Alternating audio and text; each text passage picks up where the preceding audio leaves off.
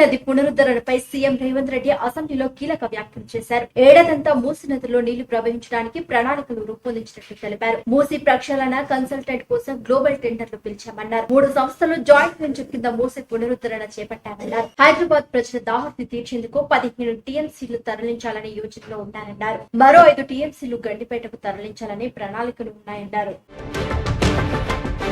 హైదరాబాద్ ను 360 degrees cover చేసేలా metro విస్తరణ చేపడతామని మంత్రి దుద్దిళ్ల శ్రీధరబాబు అన్నారు. అనుమతులు నిర్వహణలో సమస్యలు రావద్దనే మెట్రో రైల్ ప్రాజెక్ట్ ను ప్రభుత్వం టేక్ ఓవర్ చేస్తోందని తెలిపారు. హైదరాబాద్ లో మున్ముందు మొత్తం ఎలక్ట్రిక్ బస్సులు మాత్రమే తిరిగేలా చూస్తామని అసెంబ్లీ వేదికగా వెల్లడించారు. గ్రేటర్ హైదరాబాద్ ను 3 కార్పొరేషన్లుగా విభజించాలని ప్రాథమికంగా అనుకుంటున్నామని పేర్కొన్నారు. అసెంబ్లీ సమావేశాలను బహిష్కరించాలని బీఆర్ఎస్ నిర్ణయించింది. సభను సీఎం రేవంత్ బూతులమయం చేస్తారన్నారు. ఎమ్మెల్యే మాజీ మంత్రి హరీష్ రావు సీఎంను విమర్శించుదని స్పీకర్ అంటే ఎలా అన్నారు.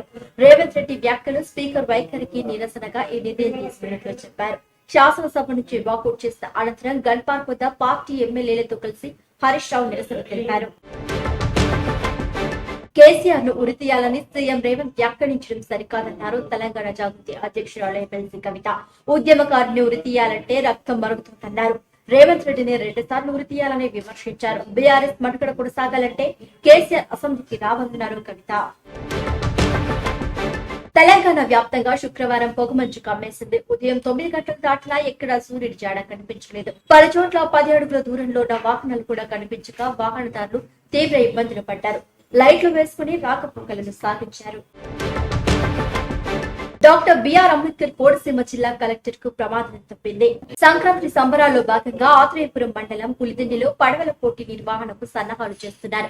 ఈ క్రమంలో శుక్రవారం ఉదయం ట్రయల్ రన్ పోటీలు నిర్వహించారు. ఈ పోటీలను జిల్లా కలెక్టర్ మహేష్ కుమార్ ప్రారంభించారు. ఈ క్రమంలో ఆయన అదుపు తప్పి కాలువలో పడిపోయారు. వెంటనే అక్కడున్న స్విమ్మర్లు రక్షించి వేరే పడవలోకి ఎక్కించారు. శబరిమల బంగారం చోరీ కేసులో మరో సంచలన విషయం బయటకొచ్చింది. ఇప్పటి వరకు దొరికిన దానికంటే ఇంకా ఎక్కువే పోయి ఉంటుందని ప్రత్యేక దర్యాప్తు బృందం అనుమానిస్తోంది. 3 నిందితుల్ని తమ కస్టడీకి అప్పగించాల్సిందిగా కోరుతూ కొల్లాం విజిలెన్స్ కోర్టుకు సమర్పించిన దరఖాస్తుల్లో ఈ అనుమానం వ్యక్తం చేసింది సిట్. ఈ వ్యవహారంపై మరింత లోతుగా దర్యాప్తు చేస్తామని తెలిపింది. తాను ఆరోగ్యంగా బలంగా ఉన్నానని అమెరికా అధ్యక్షుడు డొనాల్డ్ ట్రంప్ అన్నారు. ఒక ప్రముఖ పత్రికకు ఇచ్చిన ఇంటర్వ్యూలో ఆయన తన ఆరోగ్య వివరాలను వెల్లడించారు.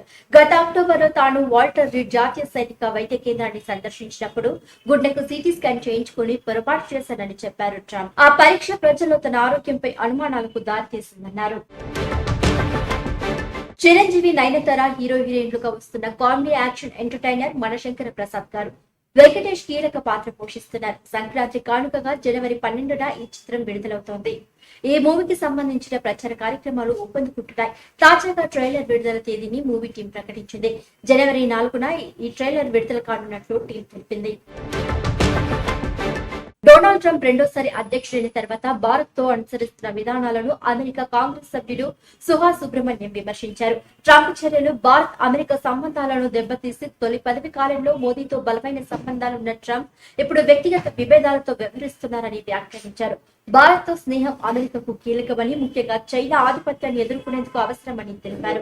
ట్రంప్ విధించిన సుంకాలు ఆర్థిక సంబంధాలను దెబ్బతీశాయని, అమెరికా విదేశాంగ విధానం బలహీన పడిందని, యుద్ధాలు ముగిస్తామని చెప్పి విరుద్ధంగా వ్యవహరిస్తున్నారని సుబ్రహ్మణ్యం విమర్శించారు.